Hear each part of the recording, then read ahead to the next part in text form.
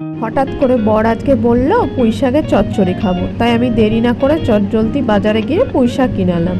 আমি 3টে বড় ডাল পুঁই শাকে কেটে নিয়েছি, আলুগুলোকে লম্বা লম্বা করে কেটে নিয়েছি এবং কুমড়ো বেগুনও লম্বা লম্বা করে কেটে নিয়েছি, আদাটা গ্রেট করে নিয়েছি, 6-7টা বড়ি নিয়েছি, 2টো কাঁচা লঙ্কা চিড়ে নিয়েছি।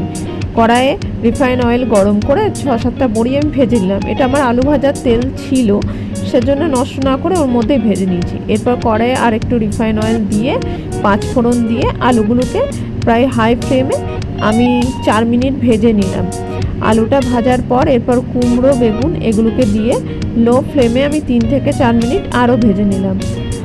3 মিনিট ভাজার পর আমি এখানে 1 চামচা হলুদ গুঁড়ো, 1 চামচা কাশ্মীরি লঙ্কার গুঁড়ো আর চিনিটা অপশনাল, চিনিটা আমি 1 চামচাই দিয়েছি। সেটা দিয়ে ভালো করে কষিয়ে নিয়ে গ্রেট করে আদা রাখা যেটা ছিল সেটা আর কাঁচা লঙ্কা চেরাটা দিয়ে আমি আরও 3 মিনিট কষিয়ে নিলাম। কষানোর পর আমি যে পুঁই শাকগুলো কেটে রেখেছিলাম সেটা দিয়ে পরিমাণ মতো নুন দিয়ে আরও ভালো করে মিডিয়াম টু হাই ফ্লেমে এটাকে সিদ্ধ হতে ঢাকনা দিয়ে দিলাম প্রায় 7 থেকে 8 মিনিট। 7 থেকে 8 মিনিট পর ঢাকনা খুলে আমি বড়িগুলোকে দিয়ে আবার ভালো করে মিক্স করে সেটাকে আমি আবার ঢাকনা দিয়ে প্রায় আমি এটা হতে দিলাম 5 মিনিট। 5 মিনিট পর ঢাকা খুলে ফিরে এলাম।